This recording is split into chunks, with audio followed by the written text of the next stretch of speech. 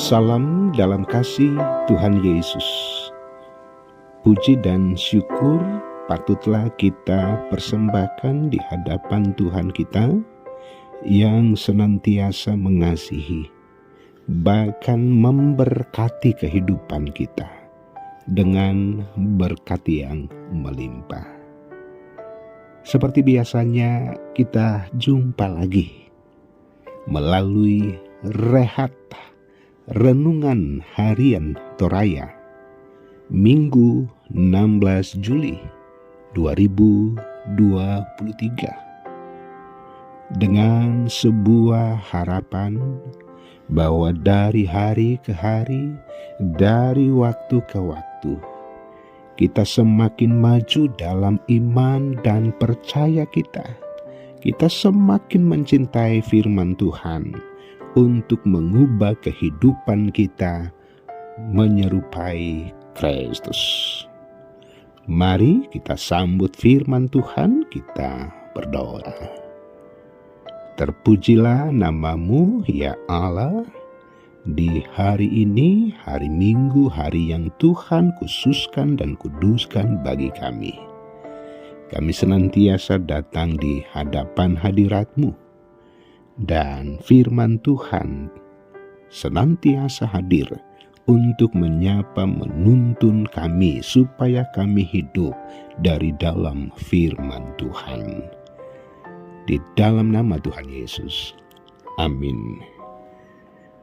Yesaya 44 ayat 1 sampai 5. Tuhan satu-satunya Allah. Tetapi sekarang dengarlah hai Yakub hambaku dan hai Israel yang telah kupilih.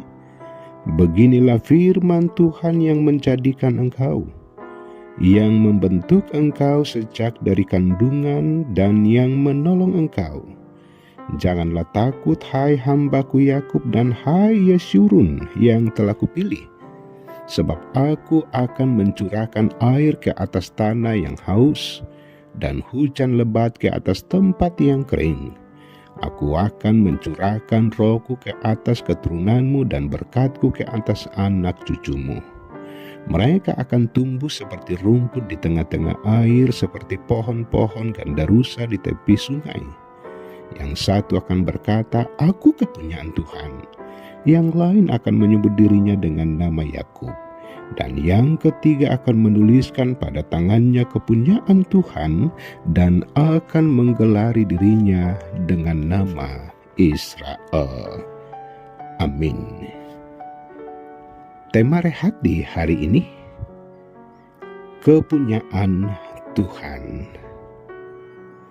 Seorang anak kecil lebih percaya kepada orang tuanya daripada orang lain. Mengapa? Karena dia sendiri sangat yakin bagaimana mengalami secara langsung bagaimana kehadiran orang tuanya dalam melindungi dari berbagai ancaman. Ketika si anak merasa takut dan terancam, ia akan segera lari ke dalam pelukan ayah atau ibunya, sehingga ia merasa aman, lepas dari ketakutan dan kekhawatirannya. Pembacaan kita memberikan penekanan tentang jaminan dari Allah bagi umatnya.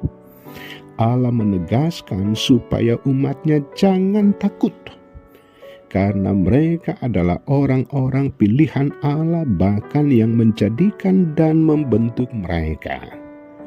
Mereka diberi gelar Yesyurun, yang secara harafiah berarti yang jujur dan tulus hati, atau orang yang menaati hukum dan menegakkan keadilan.